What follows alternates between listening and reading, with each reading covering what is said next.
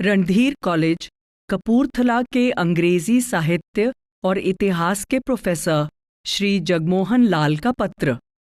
कपूरथला, पंजाब, भारत, 31 दिसंबर 1933।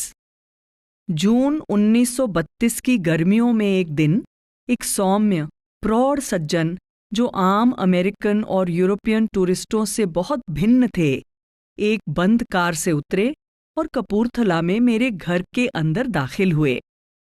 मुझे 2 दिन उनका अतिथि सत्कार करने का सौभाग्य प्राप्त हुआ। मैंने देखा कि जिन चीजों की आम टूरिस्ट खोज तथा प्रशंसा करते हैं, उनमें उनकी कोई रुचि नहीं थी। वे तो मूल तत्व के, सत्य के विचारशील खोजी थे। इस अमेरिकन यात्री में आत्मा की एक गहरी तड़प स्पष्ट दिखाई दे रही थी।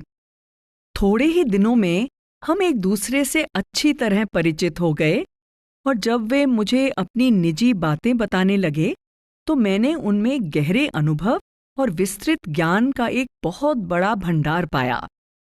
वे एक प्रसिद्ध शल्य चिकित्सक यानी सर्जन हैं और जब से भारत आए हैं, अनेक व्यक्तियों को अपनी शल्य चिकित्सा से लाभ पहुंचा चुके हैं, चाहे वे भारत में पेशेवर काम करने के विचार से नहीं आए थे। अमेरिका में अपनी सफल प्रैक्टिस छोड़कर और शायद सही मानसिक अवस्था में वे प्रकाश की खोज में भारत आए थे, जो निस्संदेह किसी देहधारी गुरु की शरण में आने से ही प्राप्त हो सकता था। 1.5 साल से अधिक समय से भाई जॉनसन एकाग्रचित होकर गुरु की शिक्षा के अध्ययन में लगे हुए हैं और उन्होंने अपना जीवन गुरु को भेंट कर दिया है।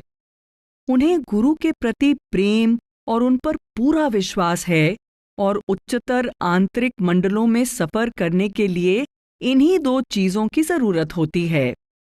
डॉक्टर जॉनसन को एक पूर्ण गुरु से मिलने का सौभाग्य प्राप्त हुआ है और अपनी पैनी तथा सधी हुई बुद्धि और विशाल अनुभव के कारण संतों की शिक्षा को उन्होंने सही तरीके से अपनाया है।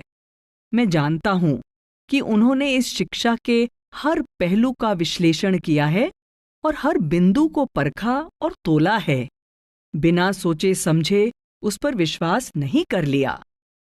संतमत की शिक्षा पर अब उनको इतना अधिकार हो गया है कि उनमें अपने देशवासियों के सामने संतमत का सार रखने की विशेष योग्यता आ गई है।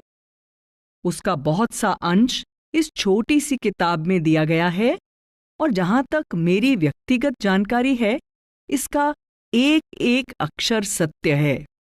सद्गुरु की कृपा से उनका प्रयास सफल हो और उनके माध्यम से अमेरिका और अन्य देशों के लोगों को सद्गुरु का आशीर्वाद पहुंचे।